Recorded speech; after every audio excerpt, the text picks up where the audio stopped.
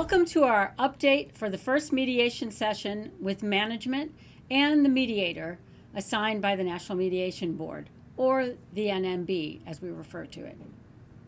Let's review progress from this session as well as the current status of negotiations. The bulk of this first session was taken up with introductions, explaining the status of negotiations to the mediator, and setting an agenda and expectations. We divided remaining provisions into categories based on how difficult they will be to be resolved. We discussed the easier provisions and made progress. Tentative agreements was reached on Section 10X Deadhead. All deadheads will be considered scheduled. No more bait and switch.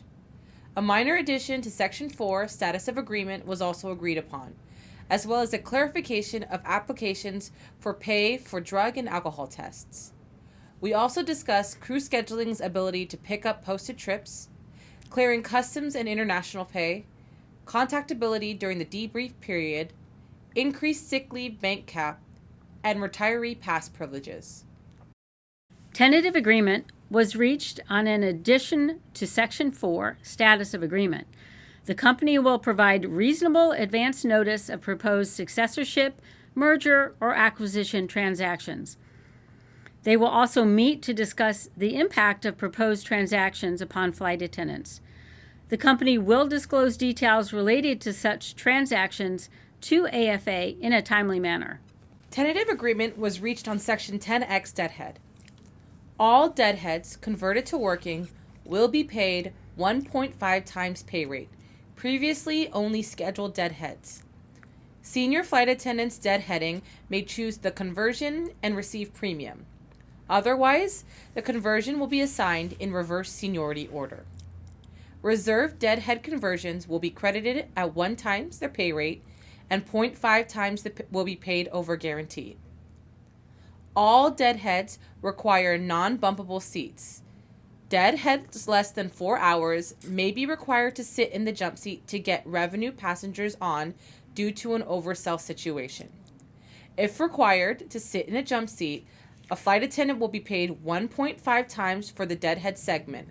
Previously, only scheduled deadheads were paid the premium. This will be offered in seniority order and assigned in reverse seniority order. For deadheads longer than 4 hours, flight attendants will be guaranteed a seat in the main cabin. However, they may volunteer to sit in the jump seat to get revenue passengers on board due to oversell situations. If flight attendants volunteer, they will be processed in seniority order, paid 1.5 times for the deadheaded segment. Previously, flight attendants were not allowed to volunteer for premium pay. Deadhead seating will be assigned as follows, and it is based on availability at the time the deadhead seat is booked. Today, there is no seat preference. First, non-premium aisle or window seat forward of the wing. Second, most forward non-premium aisle or window seat in the main cabin. Third, most forward non-premium seat in the main cabin. Deadhead seat upgrades to first class, aisle or window exit row, or premium aisle or window, if available, will be assigned during boarding. Today, there are no upgrade provisions. Deadheads returning to the domicile at the end of the sequence must be on the next available departure.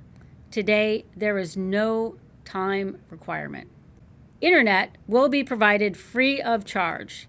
Today, internet is not provided to flight attendants who are deadheading.